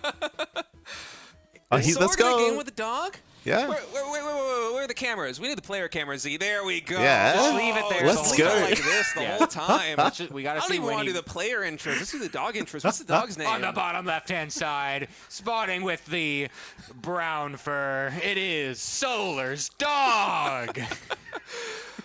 Oh, that's cute. Doggo. Up at the top left in the blue, we got herO. With no dog. With no dog. Oh, that's great. A boring, empty room. For those who don't know, we have seen players compete before with their cats on their lap. Infamously, it was Nicaract. Nicaract, this would have been a year ago. No, 2 years ago now. Jesus. 2 years ago in WTL in World Team League, Nicaract, when he was playing for the Platinum Heroes, did play, and it was mid-game. It was mid-game when Nicaract's hat hopped up on the desk and was like sat in front of Nicaract's face while he was playing. So we have seen some cat gaming in the past. Now we're seeing some doggo gaming. Doggo. Beautiful. Was Solo playing with his doggo the entire time? Hard to say. We didn't have cams on, and we don't have cams on right now either. I don't know why. They've been very selective with their cameras. Shaking my head. Like the economy, like you just don't have to spend as many resources walking the probe around because you just instantly send it right back to the minerals. So you're losing as little possible mining time as you can. So that seems to be the only real benefit of it. As you can see, he's also. I mean, now we have to cheer for Solar, right? Like now we gotta cheer for the doggo. Wow, gamer moment. He Ooh, I knows love the that. timings to check for the first Overlord. That is sick. All right, herO throwing out the natural expansion. And as you said, I do think greed is a big part of it. Going for a no scout and the gateway and pylon and core all in the main base like this. So here they scout each other's spawn location. Welcome to Fear and Faith. Fear and Faith is a 4-player spawn map. We spoke about this earlier. Un momento. You know, the fact that your probe isn't going all the way Yeah, down show off to the ramp players. to build the gateway, the cybernetics core, all these other But things. we spoke about this earlier about how we expect to see some different builds out of our players because of the larger map and the nature of this map. There was a higher chance we could see a Void Ray opener instead of just a Stargate Oracle opener. But we have close spawns, which is going to be favoring an aggressive build. So this is where here has to be careful. He has to kind of weigh his options. Is it wise to try to play into Sky Toss early on, or do we want to be aggressive and make use of the map itself? We'll see. Just gets the scout as to where that Overlord's coming from, knows where his opponent is, and is able to just send the Adept right across. Just assuming that Solar would not be going for any early pool, because it's so rare that they do that nowadays. That's a very good point, actually. because, Will you you ever know, see something Rabbit like this, gaming why with would your you light? look God, at no. early scout I feel like if the bunnies got into this room, they would nibble on every wire, and I would lose my PC. I would. coming into natural expansion, so Aye, instead of aye, a aye. greedy opening in terms of probe movement. Not going to try and get some pressure done as the Adept will shade into the main base. Seeing only 2 lings there. herO feels confident enough to allow that shade to complete. We'll take a little I feel like I would bit need of to damage I'd need but to he's been able to take down one specifically agent. bunny-proof the bedroom in such a way. Like cable management's going to be I mean, it's not a paramount drone, for but still, bunnies in the those bedroom. have You to need be to made. Yeah, The K will manage the hell out of the PC. As well, because, like you said, yeah, you have to Otherwise, so we're there's gone, always a chance Pappy, that we're you try to gone. target down a drone or two, but then they just move it away or Wave it swap up, it let's into go. the Spore Crawler. So we spoke about this because of spawn locations, lower chance we would see Sky tossing the Void Ray. We're going into 4 Gate Adepts. Now, bearing in mind something important here, no Robo. There's no Robo, there's no War Prism. Because of this, this will allow Hero to expand. This is a macro variation of Glaive Adepts. Typically, this will coincide with a third Nexus behind the Adept push. Typically. The other option is that we could throw down extra gateways. We could throw down like 2 more gates and go for like a 6-gate 2-base all-in. But because there's only 4 gateways, we're expecting an expansion. At least. Yeah, occasionally pre-patch. By pre-patch, I mean like with the 12 workers start, you would get that mixed in, you know, once or twice in any kind of best of 5 series, just because it's a very good greed check on your opponent, just making sure that they always play with the threat of an adept push like this one in the back of their minds. I wonder how much we'll be able to get done. The scout! He's Solar taking the using the tube! Let's go! Look at him go. This is not Futurama. It doesn't accelerate as it moves through this thing. It actually still moves quite slow. But Solar is going to get the scout off here into the main base. He will spot the Twilight Council, but maybe not if the drone takes a siesta here. The south side of the base. Eagle Scout. Now coming in. Should be able to see the Twilight Council. There we Come on, go. please. Solar finally spots him, but the Adepts are already at the natural expansion. Well, that would have been a great scout if he did it about 20 seconds earlier, as there's now very few units on the map. Yeah, we commit in. Ling's going to be going down. A massive trade here for Hero. He's pushing into the mineral line. He wants the drones. Oh my god, there's a depth in my natural. He's just killing absolutely everything. The drones in the main base definitely need to run away, as the Shade actually will complete over to the third base. Sad for Hero, nothing to because kill. he didn't actually get any drones. There's just one sitting at that third base. Should have definitely let that stay. And behind this, you remember, we were expecting a third base, double Stargate, double Stargate, massive Void Ray. So we're going for a massive Void Ray response. That'll be to defend against the Roaches. Trade that third base. So not as much damage being found by herO as should have been. But make no mistake, that was still an excellent opening here. Yeah, he's going to follow it up with a double Stargate Void Ray follow-up in the +1 air as well. This is something that happened, again, way back during the Void Ray meta in the 2020-2021 era. Whoa, it's Phoenixes. What the? Whoa. Oh. What? Okay, that is a really cool switch Okay. up. Something else that I guess you could do, since it's going to be forcing a lot of roaches, you can then lift up the roaches, and you know that actually ends up doing pretty okay as well. But I'm not convinced. I'll be honest. I'm like against a Roach counterattack. I'm not convinced that we can lift up every single Roach. They're tanky boys. They actually do chew through units like Roaches and Ravagers very quickly. And this is something that Max Pax was experimenting with a lot at the turn of the new patch, was going for blind to Like Phoenix as opposed to Void Ray. Like I will see. Right now, there is no Overlord, no Overseer Scout going. I'm remaining skeptical for now. Starts here for Solar. That convinced me, Hero. Convinced me. Again, and once more the rescout. with a Phoenix move cross map. So funny. I can't believe Hero didn't just put that pylon to the left to block the path. You could block that with a pylon. You know hero doesn't know how to wall. I know. You can't wall tubes either, Gemini. My expectations for the best products in the world are apparently too high. I got to understand, State. All right, well, the Roaches, the Ravagers, I thought for a moment that Solar might just kind of send with this, but in fact, he will just be sitting back at home for now instead of going for remote drones. I mean, hey, the Phoenixes, just they will harass. Turn down like this, going up to like say a dozen or so Phoenixes, maybe even a couple more. But even Hydras aren't no more really the main. very good True. answer to this, because you know, the Phoenixes, they do bonus damage to the Hydras. And here comes Solar's counterattack. Roaches are pushing out across the map as we speak. The Phoenix are just going to one-shot them with basically. The Roaches are coming. Yeah, 7 drones in the main base getting killed off is quite nice, but the unfortunate thing is that's a lot of energy that they do not have to now defend this Roach Ravager push. There's still a good amount of units here from Hero, though. Lots of depths on the ground. And the Phoenix will Solar backs force off him away, so ends up not being a problem whatsoever. As you can see, even though you wouldn't really think that Phoenixes are that good against Roaches, it's actually a pretty favorable situation for them, because there's no way that they can be attacked. There's no Hydras that will be able to. It's only favorable here because Solar, he didn't commit to anything, right? He didn't commit to the push. He moved out, he pulls back, he's going for the Hydrogen, Solar's droning up, and Hero has gotten away with the Phoenix transition. When they would go for double Stargate Phoenix very often, is you would hope. As Solar did not all in. He did not all in. Hero has a lot of adepts right now, Gemini, and I think he's getting ready to shade here into the third base. Already, a lot of damage has been done. He's going to allow this to complete even on top of those Roaches. Will he tank the Spore Crawler? No, instead going to try and snipe these Queens over here on the flanking side. Yeah. That was a bit risky, I would say. I was going to say, committing into the roaches was crazy. The Adepts do not break it through, but they do get into the middle line. Roaches, but he's still finding some decent damage. 5 drones have gotten killed off so far. It's forcing a lot of units out of Solar to be able to respond to this. There's going to be some more drone deaths in the main base if herO was focusing them, but unfortunately was not. But does go for a queen, which is nice to still limit that, of course, because denying all the injects is still. He wants the very good Hydras. from He gets the Cross two. perspective. Yeah, but, you know, herO, he's been able to kill basically every single queen. There's only 1 queen surviving. There are 6 Hydras on the map right now, 10 Phoenixes in total. And the Spore Crawler coverage is not very good here for Solar. So a lot of Overlords getting sniped, a lot of units also getting sniped there on the ground as the Phoenix is just doing work. Well, I think so. The really important thing about what's happening, it's a really quirky game. One, it's a really, really quirky game. But what's important here is that Solar is not all-inning. Like, my concern about the Mass Phoenix was that herO would be weak against an all-in. But there is no all-in. Solar's droning. He just lost a bunch of workers, he lost a bunch of queens, lost a bunch of hydras, and he's still droning up, which means herO's getting away with Sky Toss. Fleet beacons on the way, cannons, shield batteries, Storm has now begun. He can start the mothership momentarily, and herO has 72 workers. So herO, he's excelling in the economy, he's surpassing Solar in the economy, and he should be able to outscale him in a longer macro game, as Solar is still droning. With some Immortals down on there as well. Just going for a couple of Zealot harassments on the right-hand side to kill off this 4th base, as there's really nothing here to defend this, because you need a lot of those units on the left-hand side with those Hydras to be able to defend the Phoenixes, so he can't really afford to move those around too much.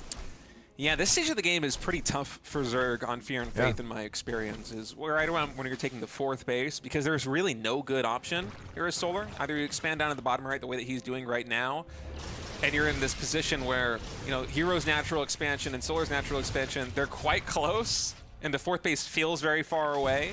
Or you expand towards Protoss opponent, which means the pressure, should Protoss decide to push into you, it's going to be even closer. And so Solar might be struggling a little bit to defend this 4th base. Zero tries to find some more damage. Mothership about halfway completed back at home is +2 ground weapons getting started here for herO. No follow-up air weapon upgrades, by the way, which surprises me. Just stopping right now, +1 air weapons. 10 roaches in production. It looks like Solar's being forced into an all-in. He's being forced into it, but this is very late. It's such a delayed all-in out of Solar. As of course Storm will be finishing. He's going for the German taxi. It's all or nothing. I feel like he might be a little bit surprised This is with it. the fact that there's going to be a bunch of storms raining down on him as well.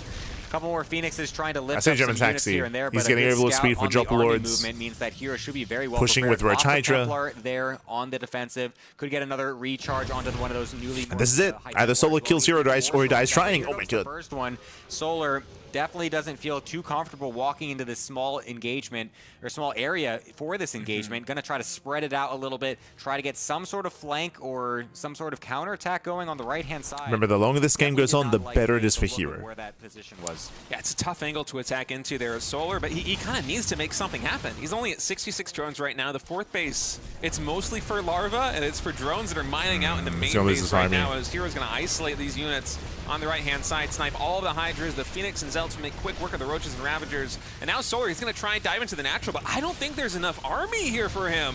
Oh, and the recall as well is going to make it so Solar can... It's 3 Zealots. 3 Zealots. Okay, Oh, the so storms! herO recall I've never Oh seen in my my God. life, but it's okay, because there's a bunch of storms absolutely obliterating everything anyway, and the recall basically just forced him away, so the scare tactic of the recall at least honestly helped him out there. The Phoenix can almost solo this army on their own right now. Storms raining down from above. GG is called, and herO with a very different game number 3.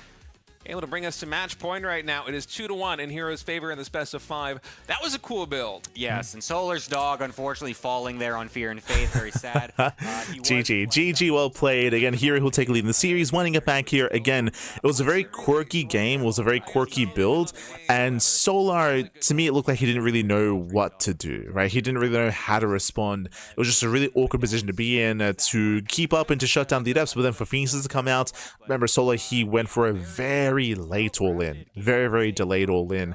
Because it was so late, there was already Tempest production, already a fleet beacon, there's already Storm as well, and a 4th expansion. The all-in hit so late, because it was a late reaction, it was a late realization that Solar had to commit into something. So again, just because of the quirky and weird and abnormal nature of the build itself, Solar had some suboptimal reactions, suboptimal responses, and suboptimal play. And in the end, he was just kind of pulled apart. It was just pulled apart. GG well played. Very nicely done there by herO. I also stand by the idea of trying to go for a Phoenix follow-up after Adepts does leave you very, very vulnerable to a Roach-based all-in. I don't really like the idea of going Phoenixes. But again, Solar didn't all-in, right? He droned, he tried to drone, tried to re-drone, tried to resaturate, tried to tech up into Hydras. Like, it was very... like, we kind of like stumbled our way into the mid-game, kind of. And then it was just a really awkward setup there for Solar. GG. GG well played. With that, we're now going to be loading into game number 4. herO's on match point. One more game, and herO will claim the series. Meanwhile, the pressure's on Solar to bounce back. Let's go. I love the games that I'm seeing from him. These have been some really fun matches. This makes me want to go home, get on a ladder, maybe take some of those RSL replays and siphon some builds from the Patreon for only $10 a month. What a bargain. It's been a lot of fun. I cannot wait to see what game 4 and potentially game number 5 have in store for us, as I really hope Solar brings us there. Yeah, absolutely. Would be great to see the full 5 games from both of these players. They've been given. I feel like I need to say a disclaimer here. We say this very often whenever herO plays, is that these builds that herO is going for, they're not safe for the ladder, right? That so PSA, these builds are not safe for ladder. Why are they not safe for ladder? Because the reality is that if Solar just aped it up and just ignored what he was scouting and just went for an all-in, then herO would be dying. So, so these not safe for ladder, papi. Aye. The mind games are helping quite a bit when it comes to this series. Making his opponent overthink or maybe misjudge certain things, react in a certain way, is a big part of often herO games. And herO once again going for the no scout opening. If I'm not mistaken, that's 3 out of 4 games, I think, that he's gone for no scout. Checking the scout. Yeah. I had a colleague who had rabbits, and oh my, she knew every place to get new cables. No. No. Not like this.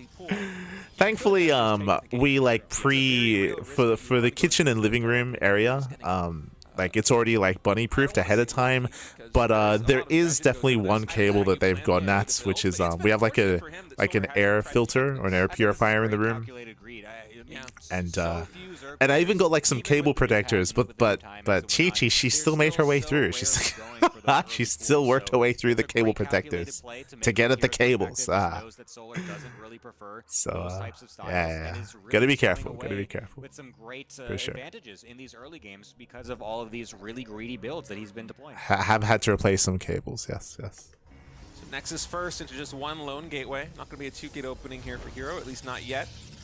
Let's go some Cybernetic core behind this, and I wonder where we're going to go from here, because the gas, or not the gas, Can't stop a bunny with a mission. True. Usually means that you're not going to have quite as much gas, I would think. Spicy haze just too tempting. But the rate at which he took those 2 assimilators, I guess it feels different right now going in with the 8-worker start versus the 12-worker start. Most of my wires are crossed right now, honestly. I'm not really sure how it works out with the income. Yeah, if it's not something that I've been doing in my ladder games, it's kind of just a big question mark. And Nexus first, I probably tried this once or twice and got like 8 pulled. This is not a ladder build. You do not just try to rip this one and bring it to ladder. This will get you many more losses. I appreciate that they got there as well. Not safe for ladder, papi. Not safe for ladder. 246, I want to say, that like a Stargate usually gets thrown down around then. Huh. All right, so not too delayed here on the Stargate. Solar's been going into the pretty fast third hatch rate. herO, excuse me, going to be coming out with a Stalker. He did cancel the Zealot, by the way, right? Yeah, I believe he did. That explains the situation here in the main. Yeah. Ducklings going to try their darndest to get a probe, but the Stalker will find its way up here, so should not lose anything whatsoever. So nice little mini crisis management there from herO. Nothing too crazy, of course. Even keeps the probe alive that was scouting, so very nice from him. We'll just throw it on that second gateway to make sure he's nice and walled up at the front, and then, of course, we'll be safe to take that third base once he does decide to do so. Around the 4-minute mark or so is when you normally would see it, as that probe does start to make its way across. Oh, okay, then runs the pylon. Well, he'll get that eventually. Yeah, I was pretty skeptical about that wall until that pylon got through down there. Yeah, so man, herO looks a lot better. You never know with him, man. Sometimes he just lets it happen. It's just like, I'm just going to vibe this time. I don't care if there's a massive hole there. All right, so first Oracle about to pop right now. That should allow herO to secure this third base. We're looking at so far standard opener here. I mean, I say standard. They were kind of emphasizing the early Nexus timing. It was a Nexus first out of herO, so cutting some corners early on, being a little bit more greedy than usual before going for a Stargate into the third. Right now, what are we looking for? We're looking for the Twilight Council timing. Do we throw it down within the next couple of seconds or a little bit afterwards? If we throw down soon, it would signify more aggression. Otherwise, we could go for a quote-unquote standard opener, which is quite rare nowadays. It'd be for the first time of this series. Kill it. So I think that's a pretty worthwhile use of the energy for right now, as of course the double queen was in the natural to be able to defend against it there. So finding whatever he can over here, even attacking that hatchery just to assert a little dominance. You don't want to turn off the beam. It's 25 energy to reactivate it, so just kind of let that thing keep running until you're certain you can't get any more damage done.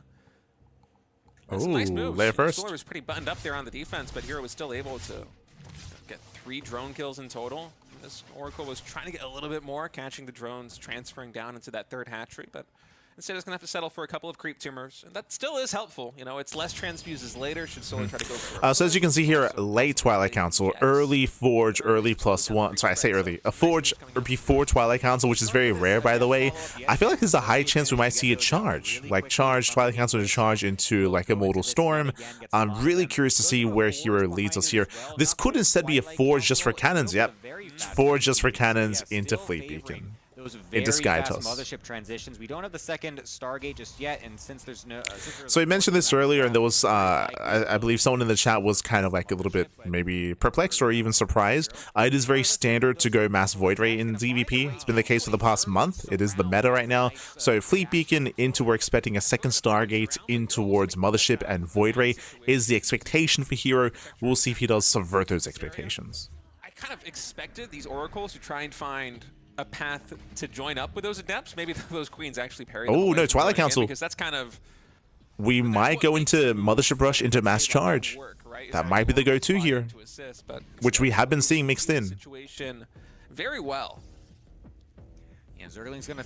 And instead you use the Mothership to recall, to like recall across the map and to bust out with Mass Charge loads. Plenty of defenses. Otherwise, Oracle's gonna be drawn I feel like if we were going to go into Zealots though, into Charge, we'd already get +1 on the way. Also send 3 more Adepts into the natural. This is what Solar was not expecting after killing so many Adepts earlier. Didn't really think there would be another 3 finding their way so quickly over here. Chase We'll be into the able to main. get 4 or 5, potentially a few more drones, but nice micro. Wow, very good from Solar to Ooh. keep those away for now. But 6, 7 unfortunately, drones. just kind of lets off the gas there and just they okay, they all 7. die anyway. 7 in total. I thought he was going to cancel this carrier, but now I'm beginning to believe that hero's actually going to allow this one to complete. Yeah, second Stargate, And Mass it's gonna Carrier. get scouted immediately. I'm not With sure +1 in he's gonna go charge. with this right now as herO, but perhaps did he scout actually the Hydralisk den with those Adepts? He must have, right? I think the carrier play can work versus Hydras. It can. If Solar had Aspire, though, this would be something that'd be very. He saw the scary Hydra for den. Gemini. He knows. Yeah, he did get He the did see it, scout on that okay. Hydra den, so that's very good. Yeah. Tons of gateways getting produced. So it's going to be Carrier with Mass Zealot support. Now, I do agree with the sentiment that they just had. This is good against Hydra. If this was against Roach Corruptor, it would be terrible. But against specifically Ling Hydra, this can excel. Before really anything else, still getting True. getting charge and +1. So a really ragtag looking army coming out from herO. Is he's really just going to try to hunker down on 3 bases for a little bit. Yeah. Supply It's blocks. a mighty supply block. I was Oof. wondering why he wasn't making any more carriers. Like, is he only just going to make the 1? Well, we'll see after these 5 pylons are finished. Nope, there's 2 more. All right, well, these carriers, unfortunately for herO, are going to be a little bit delayed. And that might So come to what's fruition. brutal is that herO got heavily supply blocked against an all-in. Like Solar's coming. Solar's pushing with everything he has. So the supply block actually might have just killed herO just to delay those 2 carriers. Overlords will drop the creep that will allow the Queens to transfuse here on the front line. It's gonna be a herO tough actually hold. identifies this. He knows the carriers now will not be done in time. He cancels them. He's going to spend all of that money instead on gateway units. Unfortunately, no Storm. I don't even know if we have a Templar Archives for Archons here. So this 1300 gas that hero's got, he doesn't have an effective way to spend it, and instead he just has to go for the fight. No detection. Yeah, Time Warp's going to get thrown down, No which is detection. really good. So the charge slot just get right on top Oh my of God. absolutely everything. That's The it. Hydras just disappear. That's game. There was no Overseer. There was no Overseer for Yeah, for zero the Mothership. detection. I'm like 99% sure. Look at Solar, he's laughing in the Oh, camera. Aye, aye, aye. There was There's no detection. nothing to see it. Oh my God, Solar just was not expecting this Mothership to be here so early. That fight should never have been was so one-sided for herO, but there was no detection. Nah, the Rock does it again. Remember, Solar, he saw the flea peek and he should have known there would have been a star. Sorry, he should have known there would have been a mothership, 100%. That's on Solar. Trying to retreat away from He does it again. Speed Zealots. Oh no, it looked like Solar was really cooking with that timing attack, especially when you saw those carriers have to get canceled. 1300 gas floated with no Templar archives, but the cloak from the mothership saved the day. Oh man, that is a Protoss player's wet dream right there for the series. Good lord, herO Wow. with the 3-1 victory, and yeah, that's what we call Protoss. Let's be honest. Yeah, I mean Solar that is. got Protoss right there, and I'm Kind not of. exactly upset about it. I'm a little bit. Oh come on, if that happened in your ladder game, you would be frothing at the mouth. Of course, but I'm not playing a ladder game right now. I want to see a cool fight. I guess that was pretty cool, but That was sick. I love that. GG well played. They say that Solar got Protoss. I'd say that Solar, he lived up to his name. We've been joking a lot recently. For those who don't know, Solar has a Korean nickname. The Korean scene, they often call him a rock. The reason for this is because very often the brain turns off and he just apes it up, despite scouting something. It happened earlier in the series where Solar, he scouted the Stargate and he didn't have a spore ready for the Oracle or Queens ready for the Oracle. Likewise here, he scouted the Fleet Beacon, but he was not ready for the Mothership. So he pushed in without any cloak, without any detection, despite the fact that he should have been able to put two and two together, see the Fleet Beacon and recognize, and see the carrier production as well, and recognize that a Mothership would be available as well, to have an Overseer. So without any detection, bam, it all falls apart. It all falls apart. GG well played. herO, he will claim the series. No ace match. No ace match. Instead, herO will advance on into the upper bracket semifinals. GG. GG. Razor's represented here. He's the only Protoss player remaining, so it would be kind of tragic to have him be eliminated so early. So in that sense, it's very exciting to see herO played on. And let me just say, based on the games that he played so far today versus Solar and also in the group stages, he's looking really good. He's looking like he has a lot of tricks under up his sleeve. I forgot the way the saying goes. Under his pants. I'm excited for whoever he's going to play against. herO versus Rogue will be great. herO versus Lambo will be great. That's going to be a spectacular match no matter which way it shakes out. Lambo has been on a tear recently. I've been watching his stream a ton. I don't know if he's still rank 1 on the EU ladder, but he's just been absolutely killing it. Yeah, he's been very good lately, and honestly, I feel like he could definitely go. GG well played. Again, a solid performance here by herO. As we try to emphasize at the beginning, herO, he does have a lot of builds up his sleeve. Playing standard, not at all. Not a single game in this series, because it is not viable to go into like Twilight Council Blink Place play anymore. Not in ZVP, so you have to be quirky, you have to be unorthodox. The one quote-unquote standard game that we saw out of herO was when he tried to go into Void Ray, but he got all in. That was on Ruby Rock. That was when he got German taxied, or quote-unquote, not quite German taxied, but he got all in on Ruby Rock. He got shut down before it could really get going. But we saw some quirkier builds here with Glaive Adepts, with Phoenixes, of course, with this like carrier charge build that we saw as well, going to Mass Zealot. It was looking a little bit shaky there for herO, especially getting supply blocked, but we saw that Solar, despite knowing that a Mothership should have been there, did not have any detection, so it all just fell apart there for Solar. GG well played, very well done here by herO, and we'll be back tomorrow with the next set of matches. I believe tomorrow should be a TBT mirror matchups. Should be Clem versus Beyond in a TBT, and Rogue versus Lambo in a ZVZ. Now, if you just heard me mention TBT, I did not misspeak. Clem, over the past 2 weeks now, it's been 2 weeks, but over the past 2 weeks, Clem has now been playing TBT again after over a year of not touching Terran versus Terran. It's been over a year, of course. December of 2024 was the last time that he competed and played a TBT against Ryung. That was back in December, a Lima League, of course. So it's been a very, very long time since he played TBT at this level of play. One of the reasons why is because he is not enjoying Protoss right now in the new patch. So he's switching out of Protoss back into pure Terran, and we'll see. We'll see how Clem performs against Bjorn in tomorrow's match. Likewise, ZVZ as well. The ZVZ we expect to be a short series. TBT, I'm curious to see how. I mean, I also expect it to be a short series as well. Like, aggression is common right now in both matchups. A lot of aggression, a lot of all-ins, a lot of early timings. But with that, we're going to be wrapping up here for the time being. So thank you so much for watching. Thanks so much for tuning in. We appreciate it, and we'll see you guys tomorrow. Again, we are co-streaming the RSL playoffs. Last season, we missed the final days of RSL. There were other things that popped up that came up at the time. They were bunny related, of course, so we were unavailable. But this time we should be good. We should be good to be here every weekend for RSL. Also, I did see someone post a command earlier in the chat, but if you're looking for the Sparkling Tunic Cup, the STC is moved to weekday instead of weekend because of RSL. So this week, the Sparkling Tunic Cup, I believe, is going to be on Tuesday. Let me just double check. Yes, so Tuesday is going to be Sparkling Tunic Cup. Again, the reason why it has been moved is because RSL is over the weekend, and we do not want to clash with RSL. So we're not going to be clashing. That's why we moved it over to the Tuesday instead. Otherwise, thanks for watching. Thanks so much for tuning in. We do appreciate it, and we'll see you guys next time. We'll see you guys tomorrow for RSL Playoffs Day number 2. Also, again, shout out to both State and Gemini for covering the event over on their respective RSL channel. If you want to help support the RSL, you can do so via command in the chat, !RSL, bam, got you a link, we got you the command. To the Patreon, again, you can subscribe to the Patreon. It does allow you to vote for maps, does allow you to vote for players, and also allows you to get replay packs as well. So there's a lot of value in the Patreon, so you can help support RSL. Otherwise, you can support us. You can support our Patreon as well. Our Patreon does fund our tournaments on a regular basis, the Sparkling Tunic Cup. So thanks for watching, thanks for tuning in, and we'll see you guys tomorrow for some more StarCraft action. Otherwise, take care. Take care. Take care. Hasta luego. Ciao, papi, ciao. Hasta luego.